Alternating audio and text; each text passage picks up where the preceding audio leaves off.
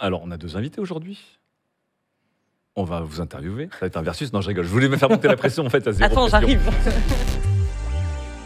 Présente-toi, parce que c'est vrai que tu fais beaucoup de choses. Et on va voir qu'il y a des points communs entre, j'ai l'impression, aujourd'hui, avoir un travail et aussi créer du contenu autour de ce fait qu'on a un travail. Et c'est un point commun que vous avez tous les deux. Bon, on va commencer par toi, DevGirl. Du coup, à la base, tu es développeuse. Oui. Voilà. Sur quel type de... Parce que je sais qu'il y a différents types de langages, de framework, de bas niveau, de web développeur, d'IA, bref. Mais du coup, pour l'instant, moi, je suis web développeuse, donc je suis plus spécialisée dans le web, donc j'ai plus full stack aussi. Donc je suis du genre à m'intéresser un peu à tout. Donc j'aime autant faire le front-end que le back-end, donc ça veut dire l'esthétique d'un site, comme la communication avec les serveurs et les bases de données, quoi. D'accord, ok. Et donc pour l'instant, moi, je suis en freelance et je suis particulièrement consultante avec, pour l'instant, 2 boîtes, dont des hôpitaux.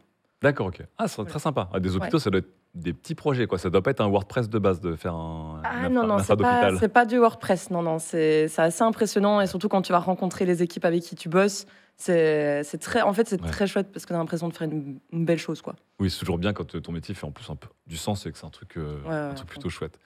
Et en fait, autour de ce métier, j'ai vu que tu t'es mis à créer du contenu sur beaucoup de plateformes. Donc tu streams. J'ai vu effectivement, tu avais un compte YouTube où tu avais posté des VOD. DevGirl fait les meilleures blagues de daron de geeks sur Instagram. Alors oui, les gens les aiment beaucoup. Oui, donc du coup, voilà, j'avais envie de commencer à créer du contenu, tu vois. Et je me suis dit, vas-y, je vais commencer sur YouTube et tout. On va faire du Twitch à côté. Finalement, du jour au lendemain, avec une vieille caméra que j'avais achetée dans un supermarché, j'ai commencé Twitch, j'ai jamais quitté. Donc maintenant, ça va faire presque 3 ans. Ah, quand même, ouais. Et donc voilà. Et en fait, moi, mon but, c'était de donner des conférences. J'avais envie de donner des conférences parce qu'un jour, j'ai été illuminée en voyant une femme sur scène expliquer un peu son projet de data visualisation et tout. Et donc là, voilà, c'est lancé. Ça fait 2 ans que je donne des conférences un peu partout en Europe. Et alors, j'ai commencé en même temps à créer un peu du contenu. C'était un peu, c'est un... par extension, quoi. Tu vois, donc, par exemple, j'aime bien parler un peu de news de temps en temps sur ma chaîne. J'aime bien les refaire, du coup, par exemple, pour Instagram et TikTok. Mais peut-être de manière un peu plus gros, quoi. Donc, je prends juste mon téléphone, je suis à moitié en train de dormir. Je me dis, oh, non, il faut que je parle de ça. Ouais, non, il faut que je fasse cette blague. Donc, voilà, c'est ce genre de choses que j'aime bien faire, quoi. Et est-ce que, justement, le fait encore une fois, comme de certaines personnes, de mettre en valeur ton travail et de raconter ton travail, mais justement d'avoir cette esthétique qui est très cool, quoi. Vraiment, tu prends des téléphones, tu te mets en mode selfie, tu te filmes, etc. Est-ce que, du coup, ça crée un perso? Est-ce que ça te dessert dans le milieu ou pas? Est-ce que tu dis, en fait, il faudrait que je fasse plutôt des... tu sais, je vois des gens, en fait, ils se filment et c'est vraiment que du screen capture. En fait, ils se montrent en train de faire des tutos de code ou des choses comme ça. Toi, il y a un vrai personnage, en fait, qui s'est créé autour de tout ça. En fait, il faut savoir que là, actuellement, je suis extrêmement calme. Pourquoi? Parce que je suis intimidée. Voilà. Je ne suis pas, parce que ça va, j'ai l'habitude des streams, mais là, je suis très intimidée. Je me dis, bon, ne fais pas de faux pas. Mais je suis quelqu'un de très énergique, qui parle très fort, qui adore courir partout. Et en fait, je me suis juste lâchée. Tu peux courir si tu veux, franchement. Je me suis juste lâchée, en fait, sur Twitch. Je sais pas, je me sentais bien. Ouais. J'ai eu directement des bonnes personnes qui sont venues sur mes streams, qui m'ont en fait, limite encouragée. Donc, c'est un peu de votre faute, du coup. Ah oui, non, ça monte. Et donc, ça gueule partout tout le temps. Ouais. Et j'ai l'impression que c'est un truc que les gens aiment bien. Donc, moi, je continue de ce côté-là. Mais c'est vrai que ça fait partie intégrante. Enfin, vous pouvez demander à mes potes, en général, ils vont dire, c'est vrai que parfois, souvent, elle est comme ça, quoi. Donc, moi, je suis contente que ça plaise parce qu'au final, je reste plus ou moins, on va dire, naturel. Oui. Même s'il n'y a rien à faire, même en face d'une caméra, tu ne peux pas être 100% naturel. C'est pas possible. Mais j'essaye d'un peu essayer de me lâcher et voilà, quoi. Donc, très bien. Donc là, on a la version calme de DevGirl, la version calme de Monsieur PC, quoi. C'est exactement ça. Dans le chat, les gens qui vous suivent sont là, genre, ouais, ils sont calmes. Je les reconnais pas. Gia, t'es la seule à pas streamer, en fait. J'ai essayé, mais c'est pas trop mon truc. Ouais, t'es plus VOD, toi. Ouais, c'est ça. Je suis plus au calme. Écrire en avance. Je fais des streams de temps en temps, mais c'est quand il y a des trucs à voir, des conférences. Ouais. Mais comme ça, toute seule à la caméra, je le sens pas trop. Donc je suis très admirative de vous qui streamez tous là autour de la table. Tu es là avec nous en tout cas, d'une certaine manière, tu streams. Il y a un projet important DevGirl que tu portes qui est une conférence justement sur des femmes qui ont fait aussi la tech. mais qui, méga surprise, ont été un peu invisibilisées et qui méritent aussi d'être plus connues. Tu as déjà fait une sorte de première partie, si j'ai cru comprendre, de ce grand portfolio de femmes, et tu continues à travailler dessus? Oui, donc cette première partie, je l'ai donnée pour la première fois il y a 2 ans. Et là, cette année, au FOSDEM, donc pour les personnes qui ne connaissent pas, c'est le plus grand festival de conférences dans l'open source d'Europe, en fait, qui a lieu à Bruxelles, à l'ULB, à l'université. Et c'est la 2e année qu'il m'invite à venir en tant que keynote speaker. Et cette année, j'ai donné du coup le chapitre 2, en fait, parce qu'il y en a énormément. C'est pas possible en 40 minutes. Ouais. C'est ça, en 40 minutes, c'est pas possible de toutes les présenter. Est-ce que je peux vous en présenter très rapidement 2-3 ? Bien sûr. Très rapidement, par exemple, la première, à qui on pense, c'est Ada Lovelace, bien sûr, qui est elle est considérée comme la première programmeuse de l'histoire, donc la première personne à avoir écrit un programme. On a par exemple Grace Hopper, je ne sais pas si ça vous dit ce nom quelque chose, celle qui a inventé les compilateurs. Okay. Donc c'est les logiciels qui permettent de traduire un langage informatique lisible par l'humain en langage machine, du coup. Et on a également les architectures ARM, ça a été créé par une femme, Sophie Wilson. Et dernier, les langages assembleurs, les langages que personne ne veut toucher, mais qui sont quand même vachement cool. Ça a été également créé par une femme, Kathleen Booth, alors que son mari, en fait, travaillait sur les ordinateurs sur lesquels elle a créé ces langages, quoi. Et c'est marrant parce qu'on retrouve certains noms aujourd'hui dans le monde de la tech, notamment Grace Hopper, Lovelace, qui sont des noms d'architecture chez Nvidia pour leur rendre hommage. Et on avait fait, dans quelle émission on avait fait dans Tech Comme Nous, on avait fait un quiz avec aussi une femme incroyable, autrichienne, mais je pense que tu as dû la voir, qui était actrice, productrice, et qui, avec un ami artiste, a créé le protocole qui, plus tard, a servi via les brevets de base au GPS, au Wi-Fi et au Bluetooth. Ah, rien que ça. Et elle a touché 0 € sur les brevets. Voilà. Elle est morte avant, non qui valent peut-être des dizaines, des centaines de milliards aujourd'hui, mais voilà. C'est vrai que c'est hyper intéressant de voir encore une fois toutes ces personnes qui ont porté, qui ont créé en fait la tech telle qu'on la connaît aujourd'hui. Il faut rappeler aussi, si je ne m'abuse, que dans les années 70, la majorité des programmeurs étaient des programmeuses, puisque c'était un job qui était assez mal vu. Et quand le job est devenu plutôt cool, tiens. En fait, il y a vraiment plein de choses qui se sont passées. Déjà, il faut savoir qu'en fait, avant, et il y a un super film pour ça qui s'appelle Les figures cachées. N'hésitez pas, figures cachées, je pense, Hidden Figure. On suit des calculatrices afro-américaines à la NACA. À la NASA, du coup. Oui. Et en fait, il faut savoir que le métier de programmeur, de développeur, descend des calculateurs. Parce qu'avant, un calculateur, c'était un métier humain. Et en fait, début du XXe siècle, c'était que des femmes. Et donc, ce n'était que des femmes qui sont devenues... donc, d'abord, on disait plus opératrices. Voilà. Et c'était un peu considéré comme un métier de secrétaire. J'aurais dû t'envoyer une photo des ordinateurs sur lesquels... Dans le chat, Eberveld dit qu'il y avait une bascule dactylo-codeuse, en fait, apparemment, qui s'est opérée à l'époque. Voilà. Potentiellement. Mais le film est hyper intéressant. Le film est incroyable. Le film est incroyable. Et en fait, moi, ce que j'aime bien présenter, c'est l'arrivée du PC en 81 dans les foyers, en fait, c'est comme les jeux vidéo. En fait, les jeux vidéo, les pubs ont montré que des jeunes garçons. Alors, en fait, il y a eu la même chose avec les PC, ce qui ont fait que ces pubs ont plus ou moins montré une image où ça appartenait plus aux garçons et aux hommes d'être sur un ordinateur. Et donc, petit à petit, il y a vraiment eu un décalage qui s'est créé, mais ce n'est pas la seule raison. C'est un peu compliqué d'essayer de trouver exactement les raisons, mais c'est ça. Après, je sais que c'est une question que je trouve importante, même si je pense que je peux comprendre qu'elle puisse fatiguer les personnes à qui on la pose. Être une femme dans la tech, évidemment, c'est, comme vous le savez, comme on le sait tous maintenant, la tech, c'est très, très genré. Avec beaucoup d'hommes, effectivement, qui conçoivent, qui dirigent pour beaucoup d'hommes à la clientèle. Il y a un gros travail qui se fait depuis. Est-ce que, encore une fois, je sais que c'est une question importante, mais une question un peu éternelle, est-ce que le fait d'être incarnante dans ce milieu-là, que ce soit en tant que créatrice de contenu ou en tant que conférencière, c'est quelque chose qui est important pour vous? Est-ce que parfois c'est difficile? Est-ce que vous sentez aussi que les choses bougent, peut-être? Je ne sais pas si tu veux commencer, déjà. Allez, Gia. Non, mais c'est la question d'être une femme dans un monde d'hommes, en fait. C'est une question qui revient assez souvent pour moi. Et quand je me suis lancée là-dedans, je me posais pas trop cette question-là.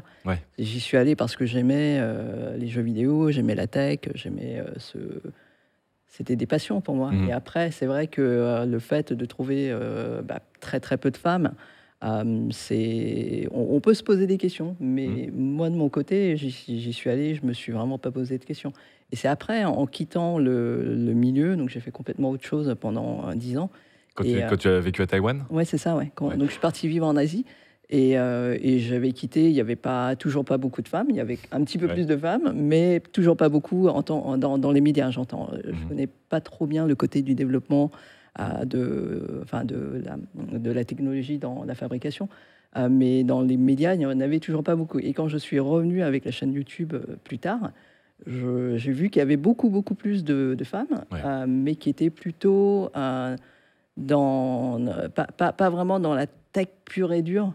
Dans les médias, il y en avait plus, mais c'est toujours très masculin dans l'ensemble. Bien sûr. Donc, là, aujourd'hui, je vois un peu l'évolution, mais je me pose pas trop de questions non plus de ce côté-là. Ok. Si l'expérience est plutôt heureuse, c'est chouette. Hein. C'est à apprendre aussi. Toi, du coup, est-ce que c'est quelque chose que tu portes avec bonheur de dire je veux porter ces questions et ces discussions? Est-ce que c'est quelque chose qui, des fois, te fatigue? Que peut-être on t'essentialise à ton genre dans tes interventions, etc. Ou est-ce que justement avec ta communauté, avec les gens qui te suivent, etc., ça se passe, c'est quelque chose qui est justement naturel? En tout cas, pour l'instant, moi, ça me fatigue pas du tout. Et par rapport au fait juste de se poser des questions, je sais pas si toi, ça t'est arrivé du coup, Gia, mais en fait, j'ai commencé à me rendre compte des choses, en fait, à force qu'on me pose cette question, parce que comme toi, en fait, je suis rentrée dedans, j'en avais rien à faire dans le monde autour de moi. J'étais là, wow, let's go. Et en fait, à force de me poser ces questions, du coup, ça fait quoi? Je me suis dit, ah oui, en fait, peut-être parfois, voilà. Mais oui, je peux comprendre que ça puisse aussi fatiguer de dire, en fait, est-ce qu'on peut parler de mon boulot?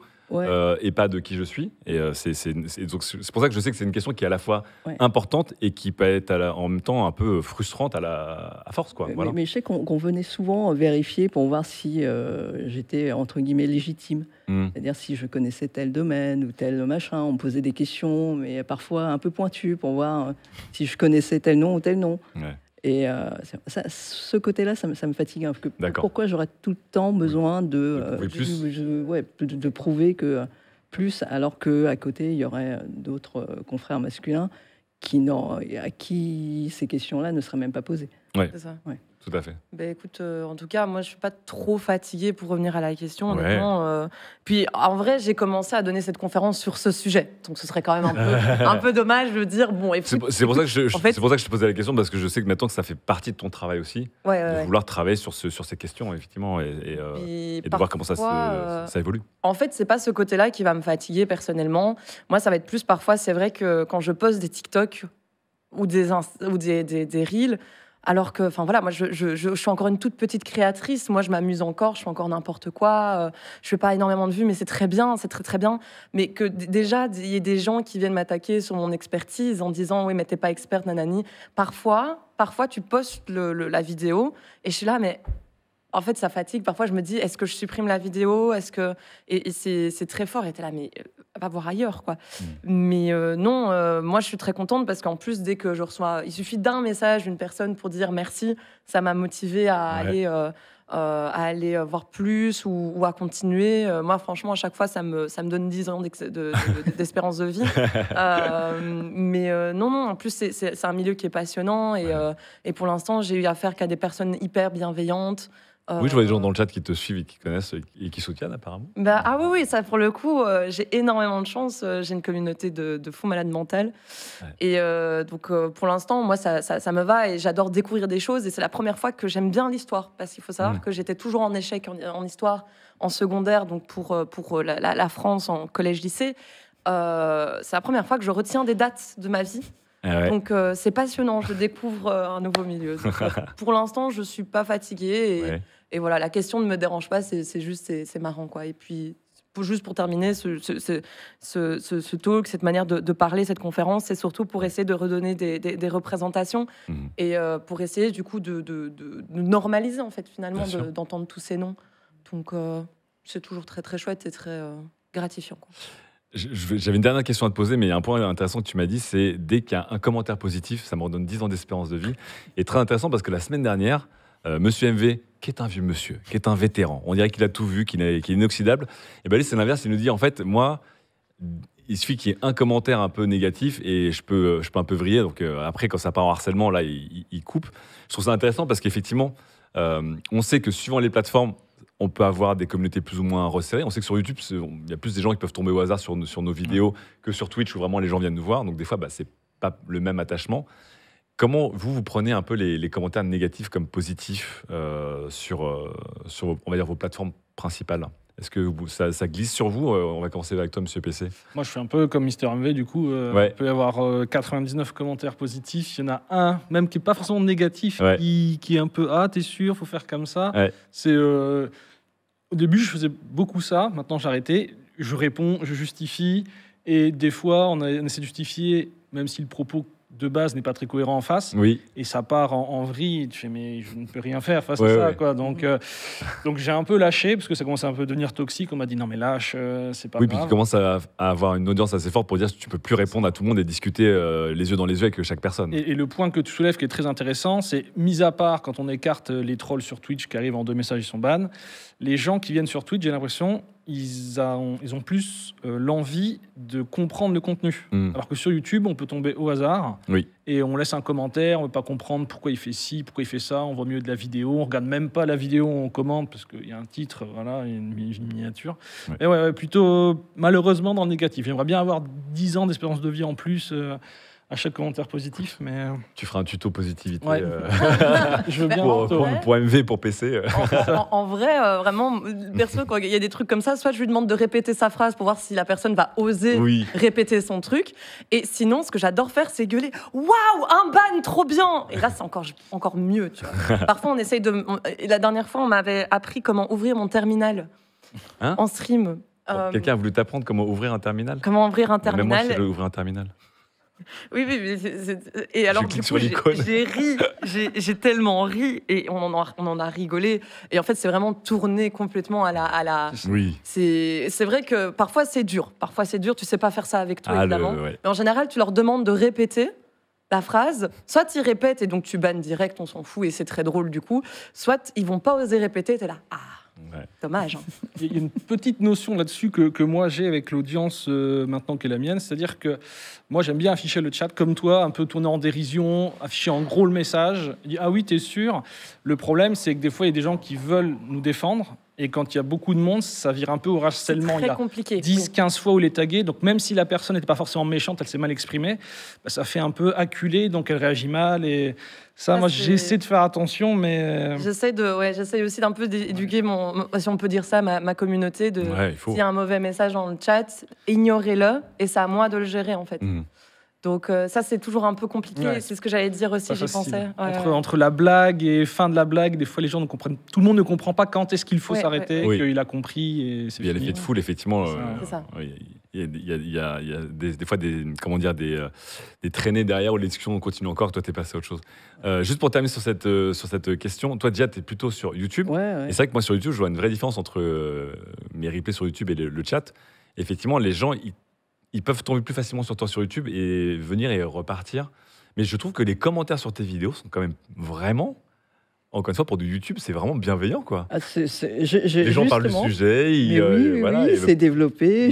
J'ai des paragraphes entiers. Non, mais franchement, ça fait super plaisir. Donc bravo à toute la commu. Je vous passe le bonjour. J'ai la chance d'avoir plusieurs personnes qui sont super bienveillants. À chaque fois que je poste une vidéo, il y a vraiment des commentaires qui sont construits, argumentés, pas tout le temps positifs, mais il y a aussi, c'est pesé. Quand c'est argumenté, il n'y a vraiment pas de souci. Je les lis tous et malheureusement, il y a aussi des trolls. Et avant, je le prenais assez mal. Et avec toutes ces années de YouTube, j'ai vraiment... appris à prendre du recul. Il faut. Et puis, dès que je sens qu'il y en a un qui est là que pour faire du mal, pas de pitié. C'est ban tout de suite. Et on n'est pas là pour se prendre de la négativité comme ça. On est là pour partager un peu notre passion, notre personne aussi, notre temps. Donc si on est là on n'est pas là pour se faire insulter. Grave. Donc aujourd'hui, j'ai beaucoup moins de remords qu'avant. Et ça se passe beaucoup mieux. Pas de remords. Dernière question pour toi, mais qui en fait pourrait fonctionner aussi pour vous deux. Justement, il y a un truc qui fait que j'ai voulu aussi vous réunir, c'est que tous les deux, vous faites ce qu'on appelle du work with me, d'une certaine manière. Donc c'est une catégorie de contenu qu'on voit de plus en plus aujourd'hui. C'est des gens qui se mettent en scène en train de travailler d'une certaine manière, où ils parlent de leur travail. Donc vous le faites de manière un peu différente. Donc déjà, je voulais parler du work with me, mais je voulais aussi demander justement, pour ton métier notamment, est-ce qu'avec tout ce que tu fais en dehors de ton métier de développeuse, tu arrives à rester au fait de ce qui se passe dans ton métier, parce que j'ai l'impression que ça bouge très vite en termes de, je sais pas, de nouveaux frameworks, de nouveaux langages, de tendances, etc., etc. Et donc, est-ce que, justement, en tant que développeuse, et tu te montes en tant que développeuse, je pense que des gens viennent apprendre ou pas, est-ce que tu arrives justement à te dire, il faut que je reste à un gros niveau de veille, de connaissances, de niveau technique aussi, tout simplement. Est-ce que tu as le temps par rapport à quelqu'un qui ne fait que développer, tout simplement? Non. Ouais. Non, mais c'est intéressant. Hein. Non. Non, mais c'est une très bonne question. Après, en fait, c'est aussi le milieu du dev. Je sais pas si c'est la même chose dans le hardware. C'est vraiment un truc très. La question qu'on va poser à M. PC après. Bah oui, c'est ça. C'est très un peu. Il y a ce côté un peu snob où si t'es pas au courant de tout, oui. voilà, tu te prends très vite des remarques. Moi, ce que j'essaye de faire, c'est du coup, parce qu'avant, j'avais du mal à faire ma veille, tout ça. J'ai tourné ça en contenu, du coup. Et donc, moi, une fois par semaine, je fais ma petite émission où je présente des news, où je fais ma propre veille pour présenter un peu tout ce qui se passe dans la tech. Mais c'est sûr que, oui, ça grandit très vite. Et parfois, en fait, il faut savoir comprendre qu'est-ce qui vaut la peine de connaître et qu'est-ce qui est bullshit, du coup. Donc, c'est très, très, très, très compliqué de faire la part des choses de temps en temps, quoi. Mais, ouais. Très bien. Est-ce que, M. PC, tu as aussi des gens dans ton chat qui sont toujours plus spécialisés que toi et qui vont dire quoi? Comment tu as osé dire que cette carte était à 998 MHz, alors qu'en fait, on peut le overclock à 1002 MHz? J'ai vu la news il y a un quart d'heure, tu devrais être au courant. Ouais. Non, ça va. Mais en fait, j'ai des gens comme ça dans le chat, mais ils sont bienveillants, c'est-à-dire qu'ils vont apporter la data technique, et ils vont pas dire qu'est-ce que tu fous, ta veille technologique, elle est où là? C'est du backseat gentil, quoi. Ouais, ça apporte plus d'infos, mais pas. Exactement. Okay. Et le truc qui aide, je sais pas si toi t'es confronté à ça, mais c'est que je connais les pseudos des gens qui m'aident. J'ai un petit dédicace à Moumou, Fumiste, beaucoup de gens. Et donc je sais que leurs infos sont fiables. Ok. Et Predator aussi, sauf pour AMD. Mais, des fois, quand c'est une personne qu'on ne connaît pas souvent sur le stream, on ne sait pas si l'information elle est correcte ou pas. Donc j'ai tendance, moi c'est un peu mon mécanisme de défense, à dire je sais pas, je veux une source, je sais pas de quoi tu parles, et je vais me renseigner après. Mais ouais, sur le moment, quand on est en live, quand on est en prix, moi je sais que j'ai un caractère où quand je maîtrise pas le contexte, je me sens un peu vite acculé, donc je me défends un peu rapidement. D'accord. Mais oui, ces gens-là sont là et même moi, je m'en veux un peu que je dis ma veille technologie, parce que moi j'ai aussi l'aspect un peu entreprise que on est en ERL maintenant, SARL, donc il faut faire tout ce qui est compta, l'URSSAF, et des fois il faut faire plus d'URSSAF, plus de compta que de veille, et on arrive en stream, oh là là, ça fait 2 semaines que j'ai pas été sur le coup, et le Computex. J'ai fait un stream 1 semaine en retard, mais en même temps, ça fait du bien, parce qu'on a un peu de recul, et j'apprends un peu à gérer ça. On va dire, on peut pas être tout le temps là, c'est pas possible. Tu gères ton FOMO. C'est ça, ouais, c'est ça. Surtout le Computex, là, toi qui aimes tellement le RGB, Mais le RGB, j'aime bien. C'est vrai. C'est la 2K que j'aime pas. Ah oui, c'est la 2K. Ça, c'est encore autre chose. Justement, on va passer à toi, justement, et ma transition, c'était effectivement que toi aussi, tu fais du work with me. Donc, en fait, le gros de ton stream, c'est toi en train de monter des PC de clients. Exactement. Et tu te filmes et tu crées du contenu et tu as une discussion là-dessus sur explication des choix, débat sur des choses comme ça. Ça te permet de tester, d'avoir entre les mains beaucoup de matos différents, d'avoir des retours, etc. Et donc, tu as commencé il y a à peu près 5 ans, tu me disais? J'ai commencé, alors la chaîne existe depuis, je crois, mai 2020, d'après la stat officielle. Mais je me suis vraiment dit, Monsieur PC, ça démarre maintenant. Je crois que c'était le 2 août 2020. Donc ça va faire bientôt 5 ans. L'idée, c'est que moi, avant, donc, j'étais développeur aussi. Sauf que c'était dans une grosse boîte. J'ai fait ça pendant 2 ans. Je me suis dit, c'est l'usine intellectuelle. On fait des petits morceaux, on met ses demi-journées. Et puis c'est fini, on passe à autre chose. On ne sait pas si ça va être utilisé, pas utilisé. Bref, je me suis dit, j'ai 26 ans, je me lève, je veux pas y aller, c'est pas possible. Ok. Donc j'ai réussi à faire une rupture conventionnelle, un peu la bataille, mais j'ai réussi. Et je me suis dit, bon, allez, on va aller se marrer 6 mois, 1 an sur Twitch, parce que j'avais observé plusieurs fois que certaines streameuses et streamers montaient eux-mêmes leur PC. Et que leur communauté, ils réagissaient beaucoup, il y avait du monde. Je pense notamment à Sir Thomas, une fois où je l'ai vu monter son PC, et quelqu'un qui faisait déjà de l'assemblage PC avant moi, qui s'appelle Wanda, qui lui-même m'a inspiré pour le hardware. Et je me suis dit, on va acheter une caméra à 20 € à Cash Express. Parce que j'avais ma propre vision des choses. Je dis, le problème, c'est qu'on voit pas assez bien les choses. Donc j'ai mis des caméras. Tu étais dans le chat en train de dire, j'aurais fait mieux. Non, on va pas leur dire, mais j'ai pris mes petites caméras, j'ai acheté des petits PC sur le Bon Coin, je suis récupéré des disques durs de vidéosurveillance, ce genre de choses, pour montrer le savoir-faire. Et il s'est avéré que moi, je prenais ça comme une blague. J'avais 6 mois, 1 an, puis après, je retournais dans la vraie vie, on va dire. Et sauf qu'un jour, j'ai fait 36 viewers de moyenne. Je la dinguerie, quoi, 36 viewers de moyenne. On rappelle que sur Twitch, quand vous atteignez 35 viewers en simultané, vous êtes dans le top 0,01%. Oui, c'est ça. Hein. Donc, il ne faut pas oublier. Hein. Et j'ai eu de la chance que moi, j'ai commencé avec c'était quand le Covid, je ne sais plus, mais j'ai été aidé par le 2020, Covid. Hein. Je ne me suis pas lancé grâce au Covid. J'avais prévu avant qu'il arrive, entre guillemets. Mais du coup, c'est monté mes stats et j'en suis là aujourd'hui parce que ça marche, quoi. Mais le principe de base, c'était ça. C'était, bon, ils font d'une certaine manière, moi, ça me plaît, il y a de la place, on y va, on s'amuse, on voit ce que ça donne et on est là aujourd'hui. Et est-ce que, du coup, tu as envie de... Moi, ce que j'aime beaucoup sur tes streams, c'est que même si, effectivement, c'est très animé, tu as une communauté qui est très drôle et très taquine, qui est d'ailleurs présente dans le chat et qui se marre bien, est-ce que, justement, tu as envie, des fois, de faire des choses différentes autour de ton métier, un peu comme DevGirl, qui, du coup... à créer des conférences. Tu tiens aussi une newsletter, on n'a même pas le temps d'en parler, mais tu as une newsletter, tu fais d'autres choses. Ou est-ce qu'il y a cette idée de dire, moi, ce que j'aime bien, c'est juste monter des PC. Et je pense qu'encore une fois, dans un monde où on est très dématérialisé, en fait, faire un truc manuel toute la journée, ça fait beaucoup de bien, en fait. Ouais.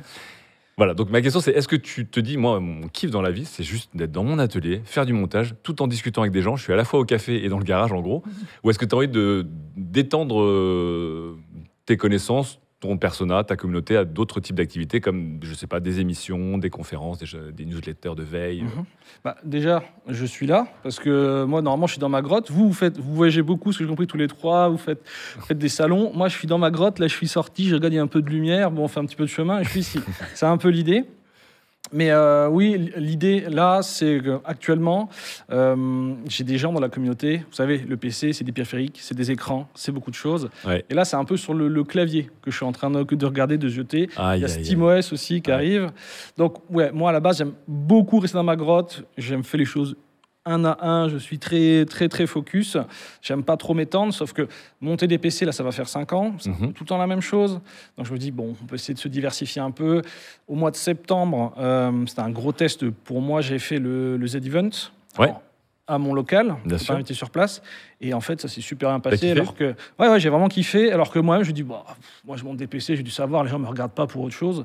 Et finalement, j'ai fait le con pendant 3 jours et ça s'est très bien passé. Donc ça m'a donné un peu de confiance en moi. Alors que c'est Madame qui m'a poussé en mode vas-y, fais-le, tu tentes quoi, ça risque rien, quoi. Mais je commence gentiment. Ça fait 5 ans. Moi, j'aime bien petite vitesse et grande lenteur. Je suis pas... on regarde tout, on fait plein de choses, il n'y a rien qui avance. Moi, on avance bien cette ligne-là. Et ensuite, les petites branches qui commencent à pousser sur le côté, quoi. Attends, ça, c'est une hygiène, une discipline de développeur, ça, non ou pas? Parce que tu as gardé on dirait. Hein. À 2 doigts de parler de GitHub. Hein. Tu as gardé les bonnes choses. Question toute bête. C'est justement, toi qui as des clients, tu montes leur machine. C'est quoi, en ce moment, les tendances de ce que les gens veulent? On a beaucoup parlé de PC dans Option Tech, donc on va pas revenir sur c'est quoi les grandes marques, etc. C'est plutôt qu'est-ce que les gens qui viennent te voir veulent, sachant que de base, je pense que des gens qui viennent voir un assembleur PC indépendant, c'est qu'ils ont un projet plus avancé que si tu vas dans un Darty pour acheter un PC prémonté, ou que tu achètes en ligne un truc tout fait, et que tu as peut-être un peu plus de budget, parce qu'évidemment, tu gagnes ta vie comme ça, donc c'est un service qui est payant. Donc, qui sont, j'ai envie de dire, tes clients, tes clientes? Est-ce qu'il y a des tendances qui se dessinent ces derniers temps? Oui, clairement, depuis un petit moment. Je pense que tu vas pouvoir confirmer. Au Computex, c'était des boîtiers aquarium avec du RGB partout. Ouais. Voilà. Ah ouais, ça. Voilà. Donc un boîtier aquarium, pour ceux qui ne savent pas, c'est quoi? C'est un boîtier qui a 2 vitres. Une vitre à l'avant et une vitre sur le côté. Normalement, classiquement, c'est plutôt sur le côté et pas à l'avant. Ouais. Là, ils mettent du bois maintenant aussi à l'avant. De plus en plus, c'est un peu la deuxième tendance. Quand on fait dessiner, ils mettent du bois partout dans les boîtiers. Mais l'idée, c'est que quand on fait du RGB, notamment propriétaire, Liani, Corsair, NZXT, comme je viens de le dire, c'est propriétaire. Il faut connaître le système. Et de base, ça fait peur aux gens de monter leur PC. Donc moi, un des premiers conseils que je donne aux débutants, c'est montez votre PC, mais sans RGB. Le premier, ou alors un petit peu sur la carte graphique, un petit peu sur la RAM, ça n'engendre rien de plus compliqué, vous allez y arriver. Sauf que les personnes qui veulent 10 ventilateurs RGB, à 300 € les 10 ventilateurs, 350, voilà, pour situer un peu les tarifs. Ah bah moi j'espère que ça éclaire tes plantes pour au moins rentabiliser le truc, hein, parce que sinon juste ça commence à faire une sacrée facture. C'est ça. Donc en fait, il faut un peu d'expérience parce qu'on peut acheter des choses chères et faire un peu n'importe quoi. C'est un peu. Je donne toujours l'exemple du plat. Vous aimez les fraises, le chocolat et la choucroute. Vous mettez tout ensemble. Je suis pas sûr que ça donne quelque chose de bien, quoi. Non. Donc ouais, l'idée c'est ça. C'est aquarium, RGB et là de plus en plus le bois. Le bois, Liani sort ses boîtiers Antec, Fractal Design avait montré la voie. Bien sûr. Ouais. Là, c'est une vraie tendance, justement. Pour ceux qui n'aiment pas le RGB ou qui en reviennent, quelque chose de sobre, de classe, sur le bureau. Ça fait statutaire, comme j'aime bien dire. Ouais, mais de plus en plus pour des gens qui travaillent chez eux, par exemple, le télétravail a changé beaucoup de choses, la création de contenu a changé beaucoup de choses. On a envie d'avoir un beau bureau et souvent le PC était le point faible.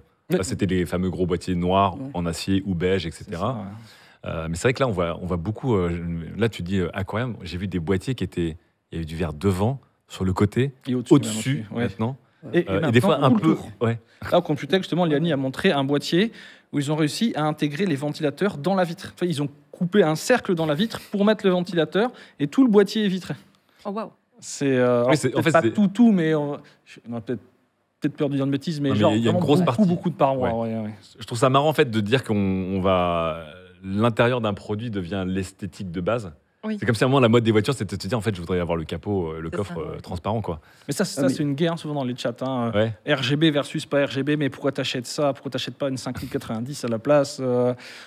C'est quoi le budget moyen des gens qui viennent te voir? Même si j'imagine, Alors- j'ai vu des budgets à 6 000 euros, des budgets à 1400, mais est-ce qu'il y a aussi une tendance aujourd'hui dans un monde où on sait que la tech coûte de plus en plus cher à se faire un PC de travail ou de jeux vidéo? Bah, déjà, pour recontextualiser, moi, au début, quand je me suis lancé, j'étais à 70 € le montage. D'accord. Par chance, 70 70 € le montage. Mais tu fais comment pour Je vivre, n'avais hein aucune réputation. Et je vivais sur le chômage, grosso modo. D'accord. Je vivais sur le chômage, je me suis dit, bon, on va voir. Sauf que ça a pris, Oui. mon carré de commande montait, j'étais obligé Donc là, je fonctionne en ouverture-fermeture. Parce que sinon, il y a trop de monde, c'est comme chez le médecin, un ophtalmo, 6 mois plus tard, tu as le rendez-vous. Et j'aime pas l'idée. Et là, moi, je suis à 300 € pour monter le PC. Service tout inclus, sachant que le principe, c'est qu'on ne prend pas de marge sur les pièces. Je ne prends Oui. pas de marge sur les pièces. Enfin, je dis on parce qu'on est deux maintenant. Depuis D'accord, quelque temps, depuis quasiment un an, on est deux. Mais ça veut dire que des gens vont Et- pas faire des PC à 1000 euros s'il y a 300 € de montage. C'est ça, Donc forcément, exactement. Donc, c'est pour ça que je recontextualise. Et dans mon cas à moi, le panier moyen, plus le temps passe et plus on voit que ça augmente. Mhm. Chez moi, le panier moyen, on doit juste pour les composants hors service, on doit être à 2800 €. D'accord. Ouais, non, mais ça commence à faire Ouais, une c'est- somme, même si on prend en compte l'inflation c'est qui a beaucoup, hein. été galopante.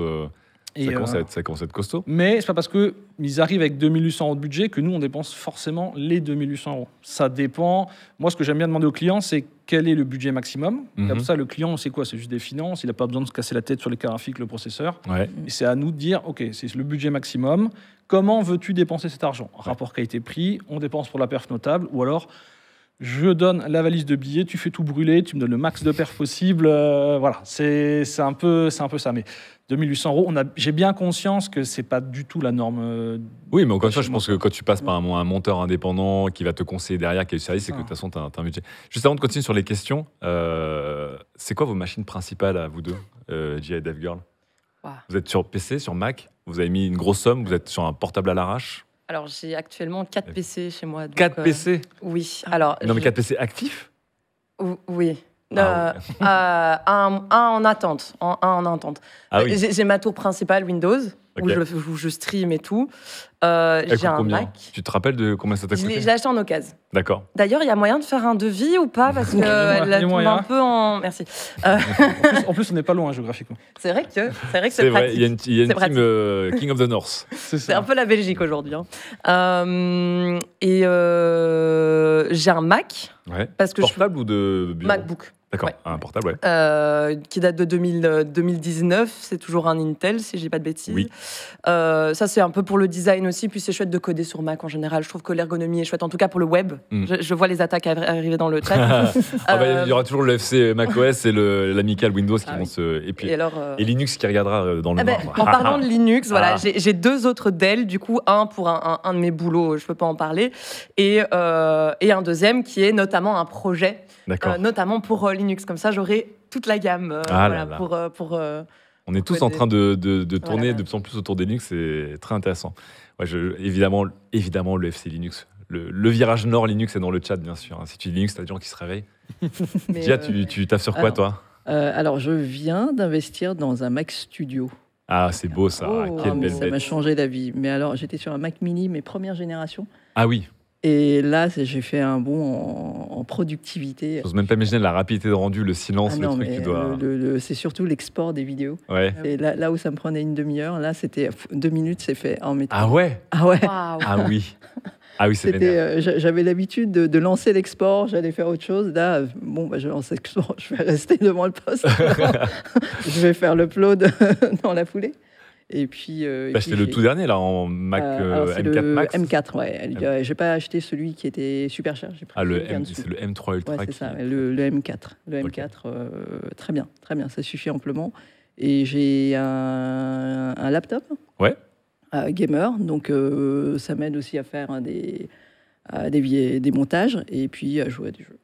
D'accord. Donc tu joues sur un laptop gamer et tu taffes sur le Mac Studio. Voilà. Ah, mais je regarde un peu le. Toi, on est plusieurs à avoir des machines PC et Mac, et toi, t'es full PC. Full PC, moi. Attention, si t'as commu c'est qu'un jour t'as un Mac, je pense que tu vas te faire call out. En fait, pour le jeu, c'est Windows. Ouais. Mais là, justement, je m'intéresse à SteamOS. Ouais. Parce que SteamOS est en train d'arriver en force avec. Ouais, Je sais qu'il y a ChimeraOS, que c'est pas les pionniers. Bazzlight et tout. C'est du Linux, ça. non? Ouais. Mais depuis quelques semaines, j'étais pas au courant. Justement, c'est toi qui m'avais tenu au courant. Ouais. SteamOS. Et là, je suis tombé sur YouTube. Je dis, mais attends, on peut installer maintenant directement sur PC. Sur pas mal de machines, ouais. Ouais. Et ça m'intéresse beaucoup. Ouais. Surtout que les KMD en ce moment reviennent. Donc les drivers, c'est un peu plus simple. Même s'il y a des teams de zinzin qui sont en train de travailler sur les drivers NVIDIA, je suis au courant de ça. J'ai planté mon PC en faisant une mise à jour de driver NVIDIA sous Linux. Donc NVIDIA Linux, ça reste pas encore l'histoire d'amour comme AMD. C'est mieux, mais c'est pas encore le top. Tu sais, c'est les personnes, c'est les usagers, oui. les 1% des usagers qui sont dit OK, il n'y a pas de driver NVIDIA, pas de problème, on va les faire nous-mêmes, c'est parti, on va rétro-ingénierer tout ça et on va voir si on n'a pas du bon NVIDIA sous Linux. Quoi. C'est assez fou. Quoi. Ma toute dernière question pour toi, du coup, c'est aussi que tu es un pourfendeur du matos trop cher, du bullshit marketing. Ouais. Voilà. C'est dans ta bio, littéralement. Oui. Alors, je sais que ma blague sur le Touquet est mal passée parce que Touquet, c'était la résolution esthétique, mais là, il y a un vrai truc. Justement, tu es un peu en guerre aussi, et on l'a vu dans le milieu de la tech en général, que ce soit dans la photo, que ce soit dans le jeu vidéo ou dans les composants PC, il y a de plus en plus de marques qui disent en fait, on va aller vers le premium. Donc, c'est pas forcément des performances, des fois, c'est de la finition, c'est du design, c'est des choses comme ça qui nous permettent d'aller faire payer plus cher, tout simplement. Et toi, tu es un peu en guerre contre ça? Ouais, alors. Pas contre la premiumisation. Premiumisation, je l'ai inventé à l'instant. Là. Voilà. Mais il y a des marques qui le font clairement. J'en tête notamment, j'ai Corsair et NZXT, c'est-à-dire qu'elles ont fait des bons produits pendant des années. Et là, je ne vais pas dire que ça vivote, parce qu'ils ont des chiffres d'affaires de fou, mais ils ont leur image de marque. Je vois, produit après produit, la qualité qui descend un tout petit peu. Ouais. Et le prix, lui, ne descend pas, voire augmente. Ah oui, ça augmente, clairement. Donc ça, ça coince. Mais c'est plus tout ce qui est marketing mensonger, c'est-à-dire notamment, par exemple, des pratiques, je considère limite les cartes graphiques, par exemple. Les cartes graphiques, ils sortent toujours 2 versions de cartes graphiques. Ouais. Le modèle standard, mettons, on prend une RTX 5110, et la même, chez le même fabricant, en mode OC. 50 €, 60 € plus cher. Et le nombre de fois, j'ai la question, mais je veux prendre la version OC, ça a l'air mieux. OC, on rappelle, c'est overclocké. Oui, overclocké, soi-disant que d'usine, quand la carte graphique, elle sort, vous avez des performances supplémentaires. Mais vous avez 1%, 2%. Ça vaut jamais 50, 60 €, 10 € parce qu'on est gentil. Mais tout ça, là, tout ce marketing, là, en ce moment, pareil, carte graphique, AMD et NVIDIA, ont sorti leur carte graphique pour l'entrée de gamme, la RX 9060 XT et la RTX 5060 Ti. Et ils sortent des versions 8 Go. Et 8 Go en 2025, c'est pas possible, c'est plus suffisant, 8 Go de RAM. Beaucoup de jeux, beaucoup de résolution. Et il y a notamment Hardware Unbox et Gamers Nexus qui font beaucoup de vidéos, notamment ceux qui ont des cartes graphiques entrée de gamme. Des fois, c'est ceux qui upgrade une ancienne machine. Ancienne machine, c'est en PCI Express 3.0. C'est la technologie de la connectique entre la carte mère et la carte graphique. Et les gens qui ne savent pas, ils vont aller taper sur YouTube une review de la carte graphique. 8 Go, 16 Go, bon, ils vont y faire attention vaguement. On parle vraiment de néophytes, là, le grand public. Ouais. Ils vont mettre ça dans leur ancien PC.